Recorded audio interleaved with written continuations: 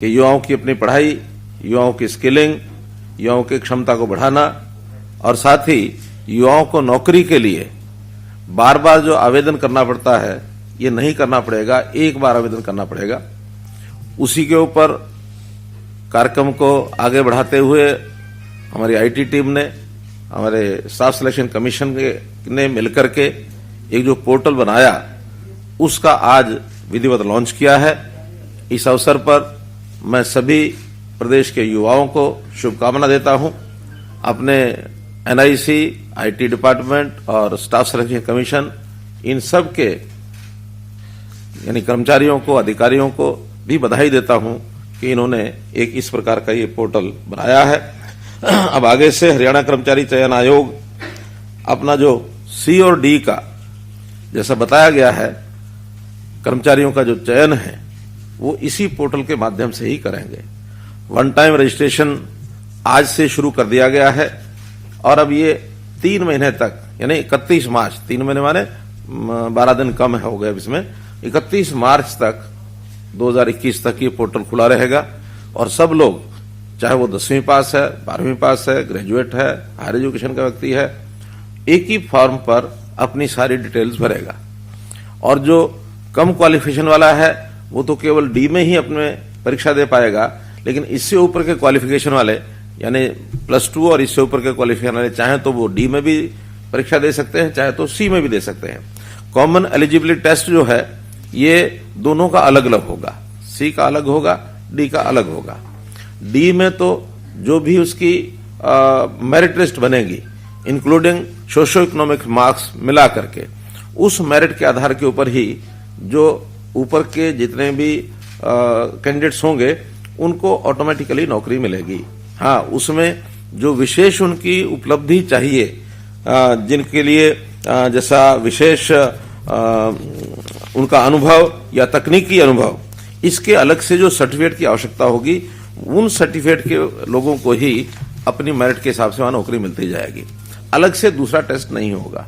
लेकिन group C में department की जो भी पोस्ट होंगी उस पोस्ट के हिसाब से उसका एक टेस्ट दोबारा होगा। और वो जैसे बताया कि अगर 30 पोस्टें हैं अप टू 30 तो 5 टाइम्स, 30 से 50 तक 150 फिक्स होंगे और 50 से ऊपर 3 टाइम्स, ताकि फिर वो 50 से ऊपर 3 टाइम 150 से ऊपर निकल जाएंगे। तो इस प्रकार से 3 स्लैब्स उसके बनाए गए हैं और मैं समझता हूं कि बहुत बड़ी एक सुविधा ये युवकों को, क्योंकि एक ही युवक बार बार टेस्ट भरता है, बार बार टेस्ट के लिए फार्म भरता है और उसको बार बार फीस देनी पड़ती है। उसकी बजाय वो 3 साल के लिए एक बार ही अपनी पात्रता टेस्ट के लिए ही फीस होगी। अगर वो दूसरी बार उसको इंप्रूव करना चाहता है तो उसको फीस वो दोबारा देनी होगी, क्योंकि मुख्य जो कॉमन एलिजिबिलिटी टेस्ट है ये फीस उसकी है। बाकी जितने भी आगे टेस्ट होंगे ग्रुप सी के, उसमें कोई भी फीस नहीं होगी। तो इसलिए, और जब भी वो आखिरी फीस जमा कराएगा उसके 3 साल तक वो वैलिड रहेगी। उस 3 साल से, मानो पहले साल कराता है 3 साल तक, और हो सकता है वो दूसरे साल फिर जमा करा के अपना टेस्ट देना चाहता है तो फिर चौथे साल तक रहेगी। तो इसलिए ये एक 3 साल की उसकी एलिजिबिलिटी हर टेस्ट की ये रहा करेगी। मित्रों, जैसा आप देखते हैं पहले हमारे, हाँ जी, एक एलिजिबिलिटी टेस्ट के लिए, वो एलिजिबिलिटी टेस्ट 3 साल के लिए वैलिड होगा। अगर 3 साल में आगे नहीं देता तो वहां तक रहेगी। लेकिन इंप्रूव करने के लिए अगर मानो उस अगले एलिजिबिलिटी टेस्ट के लिए फिर वो देना चाहता है तो फिर से उसको फीस देनी होगी, तो वो टेस्ट की उसकी भी फिर 3 साल वैलिड हो जाएगी। ये जो विभागीय टेस्ट में अगर रह जाएंगे तो उनको फिर क्या दोबारा कॉमन एंट्रेंस टेस्ट देना पड़ेगा? नहीं, वो 3 साल तक अलग अलग विभागों में भी टेस्ट देते रह सकते हैं। वो अगली बार फिर पोस्टिंग के लिए फिर दे सकता है। इंप्रूव करना तो बीच में इंप्रूव कर सकता है। अगर 3 साल तक उसने इंप्रूव भी नहीं किया, उसको उसके आधार पर कोई नौकरी भी नहीं मिली, तो वो 3 साल के बाद उसका ये पीरियड समाप्त हो जाएगा। अगले 3 साल के लिए फिर आना चाहता तो फिर आ सकता है। सामान्यतः होगा ये कि जो एलिजिबिलिटी टेस्ट में हायर मार्क्स के जितने भी बच्चे हैं, कैंडिडेट्स हैं, वही नौकरी के लिए बार बार प्रयत्न करेंगे। बहुत नीचे जो रह जाएंगे वो या तो इंप्रूव करेंगे या छोड़ के अपना काम करेंगे, क्योंकि इसमें हर एक बार के लिए उनको अलग अलग लालसा तंग नहीं करेगी। क्योंकि अभी तो क्या होता है, एक मान लो 5000 पोस्ट हैं, उन 5000 पोस्ट के लिए भी 10 लाख लोग आते हैं, 500 पोस्ट होती है उसके लिए 10 लाख फिर आते हैं, अगले किसी और विभाग की 2000 आ जाती है उसके लिए 10 लाख फिर आते हैं। तो वो जो बार बार आने का क्रम या बार बार एग्जाम लेने की बात, ये परेशानी युवकों के लिए भी खत्म होगी और डिपार्टमेंट भी सुविधाजनक तरीके से अपने पूरी क्षमता से इन टेस्ट को जल्दी से जल्दी कम टाइम में करा सकते हैं। इसमें जो नौकरी पा जाएगा वो अगर अपग्रेड करना चाहता है तो उसके लिए कुछ समय बाध्यता होगी या वो नहीं कर पाएगा, क्योंकि अभी भी ऐसे ही है, जो नौकरी पा जाता है दोबारा टेस्ट देता रहेगा वो। हाँ, वो दे सकता है। वो इस आधार पर ये रजिस्ट्रेशन तो उसका नौकरी का खत्म हो गया, वो नए सिरे से रजिस्ट्रेशन करा के फिर कर सकता है, क्योंकि एक बार नौकरी जिसको मिलेगी वो इसमें से डिलीट हो जाएगा। शिक्षक, आपने कहा 31 मार्च तक इस पे आवेदन कर सकते हैं, लेकिन इसमें परिवार पहचान पत्र की एक शर्त भी है। परिवार पहचान पत्र का काम तो सर रेगुलर प्रोसेस है, मुझे लगता नहीं है कि आप 31 मार्च तक या इन बिटवीन कोई आवेदन करते हैं तो उसके लिए तो दिक्कत रहेगी सर। जब भी कोई आवेदन करता है और उसका परिवार पहचान पत्र नहीं है तो उसी समय पहले वो पहचान पत्र बनाएगा और पहचान पत्र तुरंत बनता है। वो तो जो नहीं बनवा रहे वो पूरा करने के लिए समय लगेगा, लेकिन आवेदन करने से पहले अगला अपना परिवार पहचान पत्र कहीं भी किसी भी सेंटर पर जाके बनवा सकता है, बनवाएगा, अपना नंबर लिखेगा, उसको रजिस्ट्रेशन करेगा। तो इसलिए परिवार पहचान पत्र में टाइम नहीं लगता है। हाँ, एक चीज और क्लियर करनी है कि ये परिवार पहचान पत्र हरियाणा के डोमिसाइल का ही बनता है, लेकिन डोमिसाइल पहले कभी हमारे यहाँ 15 साल की पीरियड था कि जो 15 साल से हरियाणा में रह रहा है उसी का डोमिसाइल बनेगा। अब उसका हमने पीरियड 5 साल कर दिया कि 5 साल से भी कोई हरियाणा में रह रहा है तो उसका भी डोमिसाइल बनेगा। 5 साल से कम अगर है तो उसको एक टेम्परेरी रेजिडेंट आईडी दी जाएगी, वो भी भर सकता है फॉर्म, यानी दूसरे प्रदेश का भी भरना चाहे तो भर सकता है। वो टेम्परेरी आईडी उसको ये मिलेगी, उस टेम्परेरी आईडी के आधार पर वो सारी जानकारियां उसकी ऑटोमेटिक उसके अंदर भरी जाएंगी। उसको ऐसा नहीं कि वो नहीं भर सकता है, तो भर सकता है, लेकिन उसको एक टेम्परेरी आईडी मिलेगी, उसके आधार पर वो भरेगा।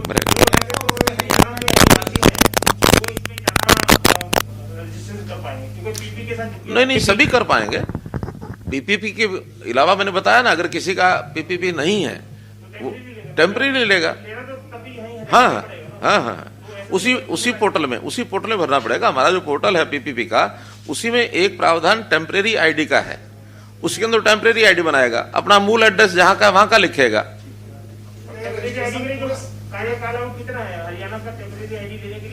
मैंने बताया 5 साल का रेजिडेंट जब तक नहीं होता तब तक वो टेम्परेरी पर रहेगा। 5 साल रेजिडेंस पूरा होने के बाद वो परमानेंट में आ जाएगा। क्या ये रजिस्ट्रेशन पूरे साल ओपन होगा? पीपीपी का हमेशा, ये मैंने बताया 31 मार्च तक है। अभी 31 मार्च तक है, फिर इसको समय समय पर खोला जाएगा। जब मानो एक एग्जाम हो जाएगा तो दूसरे एग्जाम से पहले फिर खोला जाएगा, या जब भी कभी परीक्षाएं मान लो 10वीं की 12वीं की होती हैं फिर खोला जाएगा। अभी तो 31 मार्च तक जो पहले से 10वीं के 12वीं के लोग हैं वो आएंगे। और इसमें भारती जी एक प्रावधान हमने ये भी किया है कि जो इस बार 10वीं और 12वीं में अपीयर होंगे, हाँ, वो भी इसमें कर सकते हैं, प्रोविजनल अपना रजिस्ट्रेशन करेंगे। 10वीं में 12वीं में पास होने के बाद वो उसमें अपना अपडेट करेंगे कि 10वीं 12वीं पास हो गए, पास नहीं हो सके तो इसमें रिजेक्ट हो जाएंगे। ये प्रक्रिया की बात होगी, लेकिन टारगेट क्या रखा है सरकार ने? जिस तरह से कोविड का समय रहा, कुछ भर्तियां बंद भी हुई, प्रक्रिया तो एक सिंपल होगी, उसके लिए टारगेट भी होगा? कोई टारगेट नहीं है, सभी लोग रजिस्ट्रेशन कर सकते हैं, सबका टेस्ट होगा। इस टेस्ट के बाद डिपार्टमेंट अपनी आवश्यकता के हिसाब से फिर नौकरियों की एडवर्टाइजमेंट करेगा, और वो जो एडवर्टाइजमेंट होगी उसके बाद उनको फिर क्लिक करना होगा कि हाँ इस नौकरी के लिए अगर तो ग्रुप डी है तो वो सिलेक्शन सीधी हो जाएगी और सीधा उनको अपॉइंटमेंट लेटर जाएगा। 1 महीने का टाइम मिलेगा ज्वाइन करने का। कोई ज्वाइन करेगा ठीक है, नहीं ज्वाइन करेगा तो नेक्स्ट की बारी आएगी। और अगर ग्रुप सी है तो उसको अगला टेस्ट जो डिपार्टमेंट का देना है उसके लिए उसको टिक करना होगा कि हाँ मैं इसके लिए एग्जाम देना चाहता हूं, लेकिन उसके लिए नंबर जो फिक्स कर दिया है अप टू 30, 5 गुना, 30 to 50, 150, अबव 50 अगर पोस्ट हैं तो होते 3 गुना। तो उतना जो अपर होंगे, मानो एग्जाम लेना है 200 लोगों का, टिक कर दिए 400 लोगों ने, तो मेरिट में अपर 200 होंगे, उन्हीं का एग्जाम होगा, बाकी का नहीं होगा। अगर कहीं पे कुछ गड़बड़ी पाई जाती है तो कैसे? मैंने बताया कि इससे बड़ी तो ट्रांसपेरेंसी नहीं हो सकती। हर चीज पोर्टल पर है, जितने लोगों ने फार्म भरे हैं वो सबको पता रहेंगे वेबसाइट के ऊपर। जिनको सोशो इकोनॉमिक नंबर दिए गए हैं वो पहले से उसके अंदर डाल दिए जाएंगे, उसको जोड़ करके मेरिट बनाई जाएगी। किसी ने चैलेंज करना तो चैलेंज करेगा। ये जो 10 नंबर के मार्क्स हैं ये तुरंत जैसे रजिस्ट्रेशन 31 मार्च को पूरी हो जाएगी उसके तुरंत बाद वो उनकी एप्लीकेशन के आधार पर नंबर डल जाएंगे। तो नंबर डलते ही जब सीईटी का टेस्ट होगा, कॉमन एलिजिबिलिटी टेस्ट, उससे पहले किसी ने चैलेंज करना तो उसको चैलेंज कर सकता है। तो इसलिए पर्याप्त मात्रा में इसकी पारदर्शिता है। और फिर जब एग्जाम होगा उनके सबके मार्क्स भी सबको पता होंगे कि किसकी मेरिट क्या आई है। वेबसाइट पर देखेंगे 3 टाइम्स 5 टाइम्स का हमने स्कोर बता दिया, सबको पता है। जिस दिन टिक करके लोगों ने भर दिया, जब डेट आएगी उस डेट के बाद भी टाइम दिया जाएगा, इतने टाइम तक आप टिक कर सकते हैं। टिक करने की डेट तक वो नंबर फिर आ जाएगा। उस नंबर में कितने लोगों का टेस्ट होगा वो पता लग जाएगा। 600 लोगों ने टेस्ट किया, 300 ने, मानो 600 लोगों ने टिक किया, 300 ने यदि टेस्ट देना है तो अपन 300 कौन है सबको पता लगेगा। कहीं उसमें कोई छुपाई हुई बात नहीं है। हर किसी को अपने पोर्टल वेबसाइट पर ये चीजें नजर रहेंगी। तो ये सीटी डिसाइड है सर, या शेड्यूल बना दिया कि 1 करना है साल में कि 2 होंगे? ऐसा कि अभी इस पर काम चल रहा है, क्योंकि ये कोई भी तैयारी होगी वो कम से कम 5 महीने 6 महीने उसमें लगने हैं। आज उसकी तैयारी शुरू करेंगे, इधर से रजिस्ट्रेशन चलता रहेगा, तो 6 महीने का मतलब है जून से पहले तो ये नहीं होगा। तो पहला टेस्ट जून में होने के बाद तभी हम डिसाइड करेंगे कि अगला टेस्ट कब करना है। लेकिन साल में 1 जरूर होगा। अगर आवश्यकता रही 2 भी हो सकते हैं। एक जो है ये वन टाइम रजिस्ट्रेशन जैसे आपने किया है, ऐसे ही युवाओं के लिए ऑनलाइन ही एग्जाम अगर वो देना चाहे तो ऐसा कोई विचार कर रहे हैं कि चूंकि अभी ग्राम सचिव का पेपर हुआ है सर, 6.5 लाख के करीब अभ्यर्थी थे और इधर से उधर तो नहीं जाना पड़ा, आपने उनके लिए सुविधा कर दी, जिलों में सेंटर दे दिए। लेकिन इसके बावजूद 1-2 जगह से ऐसी चर्चाएं रही सर कि पेपर लीक हुआ है। हालांकि आधिकारिक तौर पर आपके पास या चेयरमैन साहब के पास जानकारी होगी कि क्या वाकई में पेपर लीक था या अफवाह थी। लेकिन क्या ऑनलाइन एग्जाम भी बच्चे दे सकें, जो अब बच्चे कंप्यूटर पे लैपटॉप पे ऐसे सेंटर बना दिए जाए? अभी ग्रुप सी और डी के लिए एलिजिबिलिटी टेस्ट ये ऑनलाइन नहीं है। ऑनलाइन का विचार भी करेंगे तो हायर जो टाइप की जो नौकरियां होंगी उसके लिए करेंगे, क्योंकि 10वीं का 12वीं का ये विद्यार्थी अभी ऑनलाइन के लेवल पर नहीं आ सकता कि उनको हम ऑनलाइन लें, पहली बात। दूसरी बात जो आपने कही, ये ठीक है कि एक केस पकड़ा गया है और उस केस में कोई एक टेक्निकल आइटम लेकर के और वो व्यक्ति अंदर गया था, उसने बहुत बारीक चिप एक उससे बरामद हुई और उस चिप के माध्यम से वो सारा सिस्टम पता लग गया है। उसमें जो लोग इसके पीछे काम कर रहे थे उनका भी पता लगा है। 14 लोगों को गिरफ्तार कर लिया गया है, एफआईआर हो गई है। लेकिन मुझे नहीं लगता कि वो उससे ज़्यादा आगे कहीं बढ़ा होगा। कोशिश उनकी रही होगी कि बहुत बड़ा एक कोई स्कैंडल करने की, लेकिन टेक्निकल चीज़ों को पकड़ने के लिए भी टेक्निकल चीज़ें ही ज़रूरत है। अभी उसकी छानबीन चल रही है कि कहाँ तक क्या किसकी उसकी कोशिश की गई होगी। अब ये चूँकि बहुत पुराने ऐसे ऐसे ग्रोह बने हुए हैं जो हर चीज़ की कहीं ना कहीं काट निकालते हैं। अब टेक्निकल लड़ाई तो टेक्निकल चीज़ों से लड़ी जाएगी। अब उसका प्रबंध कर रहे हैं हम कि कैसे उसको आगे करेंगे, लेकिन आगे ये नहीं होगा। ये कहीं ना कहीं फ्लॉ ऐसा जो एक आध जगह मिला है, इसमें कहीं ना कहीं कोई शरारत जो की गई है या इस प्रकार का जो अपराध किया गया है, बहुत ही टेक्निकल आदमी ने, जिसको सारी चीज़ों की जानकारी होती है, उसने किया है। तो उसको एक छोटी चिप के माध्यम से और वो सारी दूर बैठा हुआ आदमी कोई उनको बता रहा था, उस पकड़ा गया वो। ये जो स्टैट जो है टीचर्स का भी स्टैट होता है। अब क्योंकि ग्रुप सी में हमने जो अदर जो है नॉन गेस्टेड में लिखा टीचिंग का, अब एस्टेट वालों को सी टेट देना पड़ेगा जो बड़ा सीईटी है, या वो एस्टेट नहीं, एस्टेट अलग है, उनका एस्टेट एस्टेट चलता रहेगा वो। केवल नॉन क्या है वो, नॉन गेस्टिंग टीचिंग जो है वो ग्रुप सी के साथ होगा। रजिस्ट्रेशन का जो है सीईटी में अपीयर होने के लिए रजिस्ट्रेशन के लिए वही जो नौकरियों के लिए है वही एज लिमिट है, 42 वर्ष और 47 वर्ष। सर वन टाइम रजिस्ट्रेशन का ये लाभ हरियाणा सर्विस सिलेक्शन कमीशन में रहेगा या हरियाणा पब्लिक सर्विस कमीशन में? नहीं, अभी स्टाफ सिलेक्शन कमीशन, अभी केवल स्टाफ सिलेक्शन कमीशन का ग्रुप सी और डी में ही है, ये ए और बी में नहीं है। एचपीएससी तो ए और बी की ही नौकरियां करते हैं। इसमें एक चीज़ और क्लियर करनी है कि जो सोशो इकोनॉमिक है वो ग्रुप डी में तो मैक्सिमम 10 मार्क्स दिए जाएंगे, ग्रुप सी में मैक्सिमम 5 मार्क्स दिए जाएंगे। उसमें 2-3 तरह के प्रावधान होते हैं कि जिसके घर में कोई नौकरी नहीं है, कोई भी नौकरी नहीं है एक भी ब्लड रिलेशन में, तो उसको ही 5 मार्क्स दिए जाते हैं। फादरलेस जो है उस जवान को भी 5 नंबर दिए जाते हैं, या विडो है 5 नंबर है, और इसी प्रकार की 2-3 कैटेगरीज है। लेकिन टोटल मिला करके वो 10 से ज़्यादा नहीं होंगे। और ग्रुप सी में 5 से ज्यादा नहीं होंगे। सीएम साहब, अब की बार टारगेट क्या है सरकार का नौकरियों का, कि कितनी नौकरियां निकाली जाएंगी इस वर्ष में? और क्योंकि अभी पहले जो 5000 पुलिस की है वो अभी तो मैं एक जानकारी आपको ये दे रहा हूं कि हमने किया क्या क्या है पिछले 6 साल के अंदर।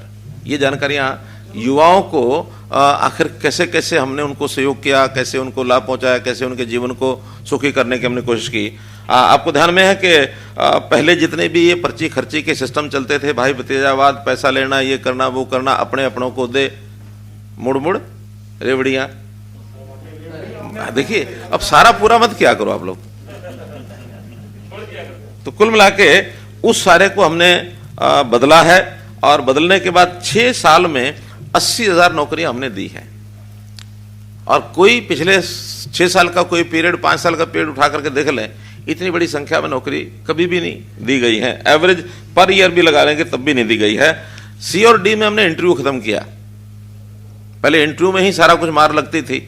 हमने देखा ये पीटीआई वाला केस, हमने देखा ये C&V आर्ट वाले, वो जो ड्राइंग टीचर जो थे, केवल इंटरव्यू के ऊपर उठा के भर्तियां कर दी गई। सुप्रीम कोर्ट में जाकर के उनको अल्टीमेटली उनकी नौकरियां कैंसिल हुई। अब एक व्यक्ति धोखे से, सच्चाई से, बुराई से, बेईमानी से मानो नौकरी ले गया, और उसके साथ 10 साल के बाद, 15 साल के बाद ये स्थिति बनती है, क्या यानी परिवार का बनता होगा। उसके प्रति हमें यानी हमारी संवेदनशीलता उनके प्रति जरूर है। गलत हुआ, ठीक हुआ, एक वो भूमिका जिसकी है उसकी है। लेकिन जिसने नौकरी ली वो जैसे भी ले गया, लेकिन 16 साल के बाद, 15 साल के बाद उसको नौकरी से बाहर कर दिया गया।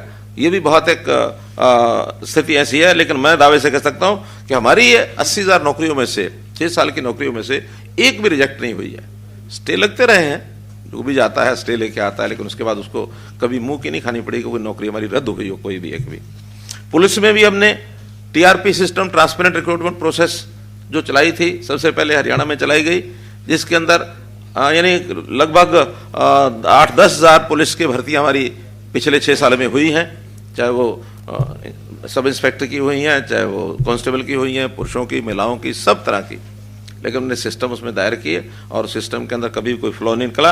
और अच्छे अच्छे लोग, यानी आज पुलिस का जो नया बैच है, बहुत अच्छे पढ़े लिखे, अच्छे यानी होनहार, और उसमें से हमने एक और छूट दी उनको कि आपको आगे प्रमोट करना, अपने आप को कैरियर बनाना है, आपको आगे जाने के लिए कोई भी टेस्ट देना, NOC नहीं लेना पड़ेगा। Just you inform your department कि मैं एक टेस्ट देने जा रहा हूं। पहले क्या होता था, NOC लेना अनिवार्य होता था, और NOC लेते समय ऊपर के अधिकारी भी सोचते थे, ये नीचे का आदमी हमारे काम का आदमी है, हमने ट्रेनिंग इसको दी है, ये जाएगा तो हमें छोड़ जाएगा, तो फिर हमारा काम खराब होगा, हमें नई भर्ती करनी पड़ेगी। नो, हम उस नौजवान के कैरियर में बाधा नहीं बनना चाहते। पहले मैं जो अगली बातें थोड़ी सी बता देता हूं, फिर पोर्टल पर फिर आ जाएगा वापस। पोर्टल की काफी बातें बता दी हैं। 75% उद्योगों में प्राइवेट नौकरी के लिए इसका कानून हमने बनाया है कि हरियाणा के युवक को प्राथमिकता मिले। ये ठीक है, इसमें काफी कुछ चर्चा, बहस ये सब चलती है, चल भी रही है। लेकिन मैंने कहा अगर उपलब्ध है हरियाणा का नौजवान तो उसको नौकरी पहले मिलनी चाहिए, उपलब्ध नहीं है तो बाहर से ला सकते हैं। इसका मैकेनिज्म वो सारा हम बना रहे हैं। विदेश सहयोग विभाग हमने बनाया है, कल ही उसमें मीटिंग हुई है कि हमें अपने नौजवानों को, हमारे यहाँ जो वर्कफोर्स है ये काम करने के लिए विदेश में भी अगर जा सकते हैं, उनको फैसिलिटेट किया जाए। कॉलेजेस में फ्री पासपोर्ट बनाने की हमने सुविधा दी। क्या फॉर्म भरिए, कोई भी पोस्ट यानी ग्रेजुएट होने वाला विद्यार्थी अपना पासपोर्ट वहीं से लेकर के जा सकता, उसका कोई शुल्क नहीं लगेगा। और 6,800 विद्यार्थियों को इस साल ये पासपोर्ट दिए गए हैं जिन्होंने अप्लाई किया है फ्री ऑफ कॉस्ट।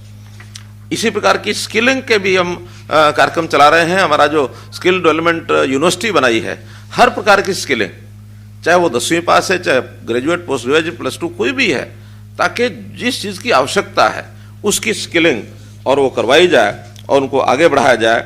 ये भी हमने जो काम किया है उसके अंदर भी केवल यूनिवर्सिटी में 12,000 विद्यार्थी वो स्किलिंग का उनका तैयारी हो गई है। और इसके अलावा स्किलिंग यूनिवर्सिटी के इंडस्ट्री के साथ MOUs हो रहे हैं।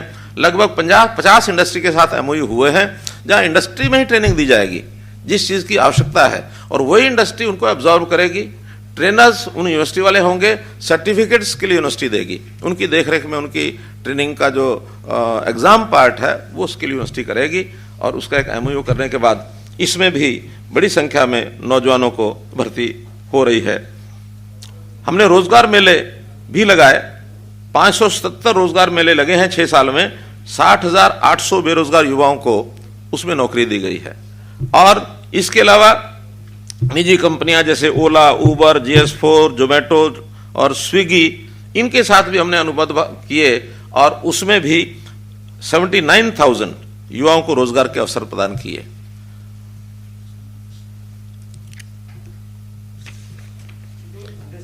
इसी प्रकार ITIs, हमारे ITIs में 71 ट्रेड हैं इस समय, 40 उद्योगों के साथ उन्होंने भी MOU किया है कि वहां जो ITI में कोर्स कराते हैं उसके बाद उन्हीं इंडस्ट्री में जिनका MOU होते हैं फर्स्ट प्रायोरिटी उनको दी जाती है कि वहां जाकर के ज्वाइन करना चाहे तो कर सकते हैं। इसमें भी बहुत बड़ा एक युवाओं को रोजगार का ये सारा विषय मिला है। जैसा मैंने कौशल विश्वविद्यालय के MOUs का विषय बताया है, जो इंडस्ट्री के साथ किए गए हैं उसमें भी 71,000 युवाओं को और ऐसा उन इंडस्ट्री में जाने का अवसर मिला है। कोचिंग के नाते भी जैसे युवाओं को, जो गरीब विद्यार्थी हैं, अच्छे होनहार हैं, इनके लिए सुपर 100 कार्यक्रम चालू किए, अभी 2 चल रहे हैं, इस बार से हमने उसकी 4 की घोषणा की है।